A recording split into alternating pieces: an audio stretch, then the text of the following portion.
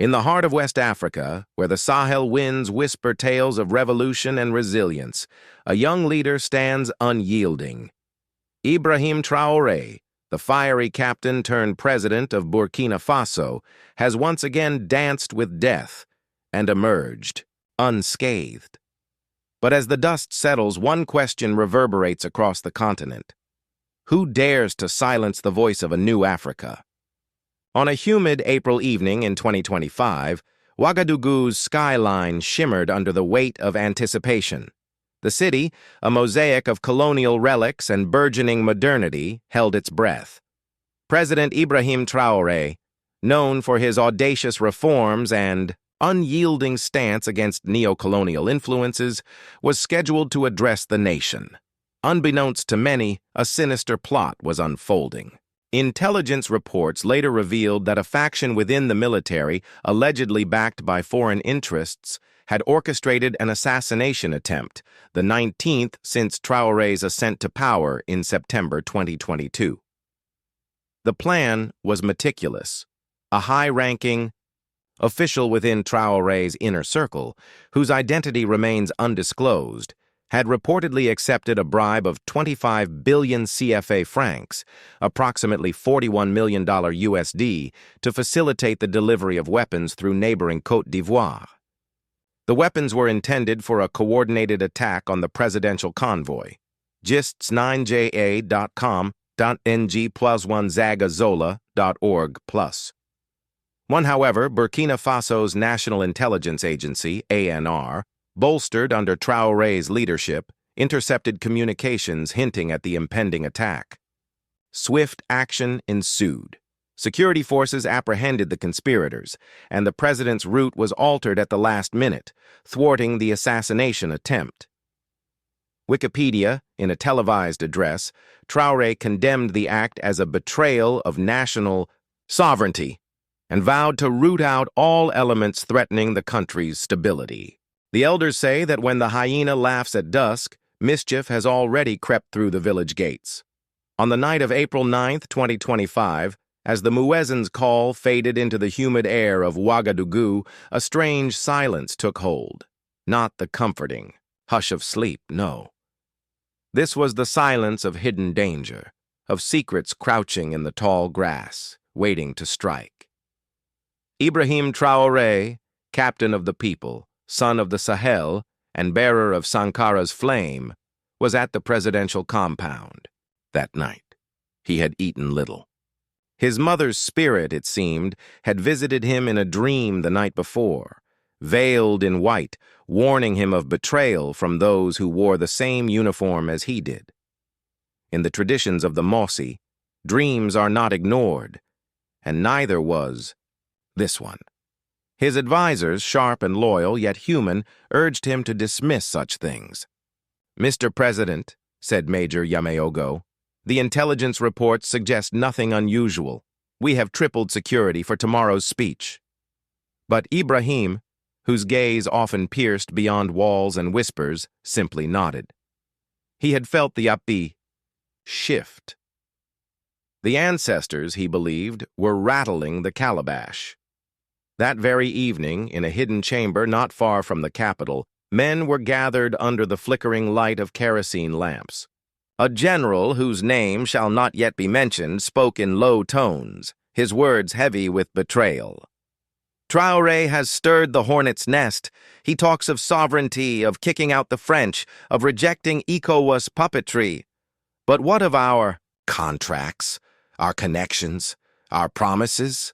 Around him sat soldiers and civilians, men who once toasted to revolution but now thirsted for control. Among them was a man with foreign perfume clinging to his shirt collar, flown in quietly from Abidjan.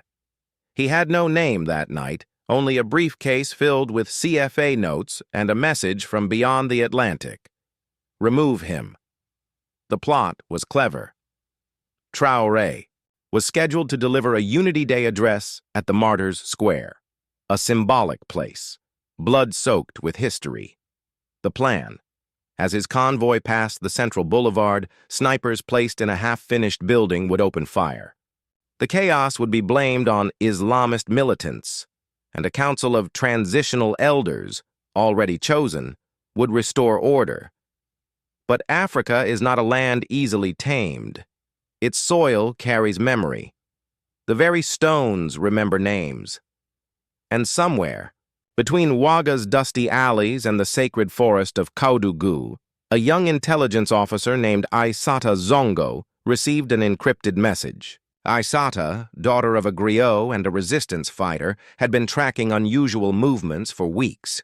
Irregular shipments coming through the southern border, strange calls between disgraced officers and unknown French numbers. She reported it up the chain, unsure who to trust. But fate, as it often does in Burkina Faso, placed her steps in the right rhythm. Her report landed directly on the desk of Commander Sanu, one of the few men Traoré trusted with his life. Together they devised a plan, Operation Damba Woto, Shield of the Homeland. At 2:13 a.m., as the traitors slept with dreams of power tickling their pride, a silent detachment of the Presidential Guard, trained by Wagner but loyal to no foreign flag, descended on 3 safe houses. The traitors were taken alive.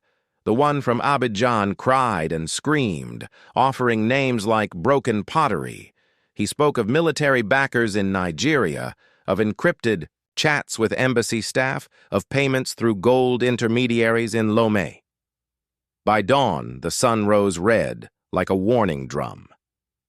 IBRAHIM TRAORÉ stood before the nation not from Martyrs Square, but from a hidden location, guarded by those who would rather die than see another puppet installed. "My people," he said, his voice firm as ancestral stone. They tried again. The jackals in uniform, the vultures in suits. But Burkina Faso is not for sale. Not today, not ever. Crowds poured into the streets. They carried flags, portraits of Thomas Sankara, and banners reading Traoré, notre bouclier. Traoré, our shield. The attempted coup had not weakened him, it had baptized him. The youth, the Makams, the farmers of the East, and the warriors of the North, all felt the pulse of a deeper truth. Their president had walked through fire and had not been consumed. But the questions remained. Who truly was behind this? Was it only greedy generals? Or were there bigger hands at play, hands wrapped in the silk of diplomacy, but stained with the blood of resource wars? Inside the presidential compound, Traoré held the list of names. His eyes scanned them without blinking. Among them were men he had once fought beside, shared bread with, saluted at parades. He passed the paper to Commander Sanu. "Jail them. Try them. But first, let the people know the truth." Outside, drums began to beat, not of war but of awakening. In the villages, elders told stories of the young lion who stood against the empire. In universities, students debated the future of Pan-Africanism. In the dusty courtyards of Bobo Dioulasso, griots sang new verses, naming Ibrahim not just captain or president, but Wend Kuni, the one favored by God. And somewhere far away, behind closed embassy doors, a man whispered into a phone, "We failed, but he won't last forever. Ah, but Africa remembers, and now, so does the world." The ancestors say, when the snake hides in the granary, it's not the millet that is in danger, it's the people who sleep near it. News of the failed assassination swept across the Sahel like harmattan dust, choking, sharp, undeniable. In Niamey, in Bamako, in Conakry, men rose from their seats and reached for their prayer beads, not to pray for Traoré's survival, but for their own secrets to stay buried. The attempted coup was not the act of desperate local generals alone. It was the tremor of something deeper, the flick of a cobra's tongue beneath the red earth. Traoré knew this. He sat alone in the war room, a modest chamber built in the old French style, but stripped of all imperial echoes. On the wall hung only 2 portraits, Thomas Sankara, the revolutionary ghost of Burkina Faso, and Amilcar Cabral, the poet of African resistance. These were his compass. Before him lay open files, Names, photos, maps, intercepted voice recordings. The face that kept returning was one he had never met. A man from Lagos, a businessman with military ties, known as Kudu. He was said to own mines in Zamfara, trade weapons in the Gulf of Guinea, and dine with foreign diplomats who spoke of stability but funded mercenaries. Kudu was the shadow behind the curtain. Weeks earlier, intelligence from Aissata Zongo's task force had flagged a pattern, encrypted messages bouncing between Côte d'Ivoire, Abuja, and Paris. They used shell companies, gold shipments, and humanitarian NGOs as cover. But the heart of it was this. Someone powerful had decided that Traoré's Burkina Faso was too wild to tame. What had he done? He had expelled French troops, closed down Western military bases, and refused to attend ECOWAS summits without guarantees of independence. He had nationalized lithium mines. He had said non to free trade deals that smelled like chains. For this, they branded him dangerous. They called him a threat to regional peace. But the youth of Africa called him something else, the Flame of Ouaga. In Fada Ngourma, market women painted his name on their stalls. In Togo, students marched wearing shirts that read, "Africa must breathe."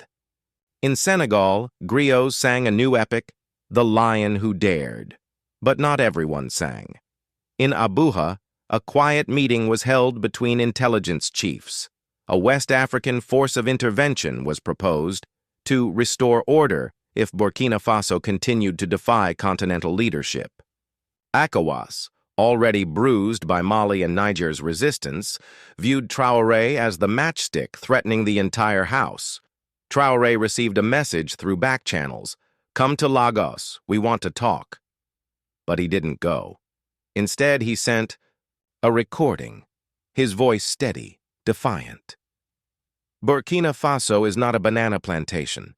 It is the soil of Sankara, of resistance, of truth. If you want to speak to me, speak to the people. Speak to the youth who sleep with empty stomachs and dream of dignity. But don't come with briefcases. We no longer eat silver. That recording leaked, and when it did, it spread like wildfire. In Ghana, even opposition MPs clapped. In Benin, young officers whispered his name like a secret prayer. The flame was now beyond borders, but flames attract wind.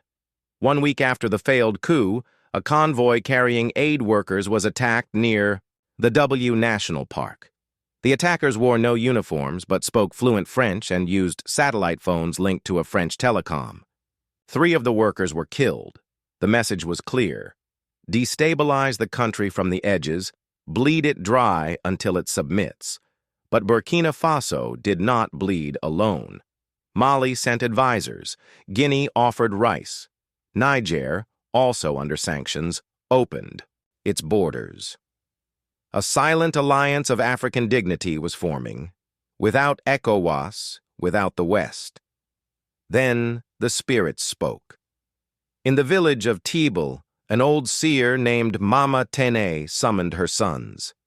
She said she had seen Traoré in her dream, standing on a mountain of bones, surrounded by vultures but untouched. She ordered a calabash be sent to him, containing red soil, 3 kola nuts, and a single black feather. It arrived wrapped in cloth, carried by a child with no shoes. Traoré, who respected symbols, placed it on his desk. "We must go deeper," he said to Commander Sanu. "Not just bullets and traitors. We must cleanse the spirit of our land." So began Operation Yamfa, the Purge. A nationwide cleansing of corruption, betrayal, and neo-colonial loyalties. Ministries were reviewed, embassies monitored, contracts re-examined. The president invited griots, historians, farmers, and elders to advise the state. Not consultants in suits, but sons of the soil. That same month, the president of a European nation tried to reach him. The call was declined. Instead, Traoré sent a letter handwritten in Mooré. It read, "When you fed dictators, we remembered. When you armed rebels, we remembered. When you come now with smiles, know that Africa has memory. And now, she is awake. Some called it arrogance. Others called it destiny. In Paris, editorials denounced him as a rogue. In Washington, they called for dialogue. But in Accra, Kampala, Dakar, the people began to whisper, "What if we followed Waga's road?" And in Ouagadougou, on the balcony of the old presidential palace, Traoré stood one night with Aissata Zongo. She asked, "Do you think they will try again?" He did not blink. They never stopped. A silence passed between them, deep as the night. "But we have something they don't," he added. "What's that?" she asked. He looked out at the city, lights flickering like fireflies. "History. The elders say, when the lion finds his voice, even the forest listens." The city of Ouagadougou no longer slept. It pulsed. It breathed. In the neighborhoods of Zogona, Tampui, and Bulmugu, fires were lit, not of destruction, but of awakening. The youth had started calling themselves les héritiers de Sankara, the heirs of Sankara. They painted murals of Traoré on walls once faded with despair. Children sang his name in the streets, women danced for him at water points, and the griots carried his story from courtyard to courtyard like a sacred relic. But in the shadows, the enemy regrouped. After the failed assassination and the exposure of foreign fingerprints, the game had shifted. It was no longer just bullets and bribes. Now, it was spiritual. The enemy wanted to break the soul of the people. Strange things began to happen. In the East, an entire radio station went silent. Its workers vanished without a trace. In the North, livestock began dying in mysterious patterns, while elders spoke of dark spirits being unleashed by those who wear perfume at night. In the capital, a respected marabout collapsed during Friday prayer, whispering Traoré's name in fear before his last breath. The president, sensing something deeper than politics, summoned the Circle of Five, a secret council of elders, spiritualists, and warrior priests. Among them was Papa Gansoré, the last living disciple of the Dagara priesthood, who had once predicted the fall of Compaoré. His eyes were blind, but his visions clear. "The struggle is no longer of flesh," he declared.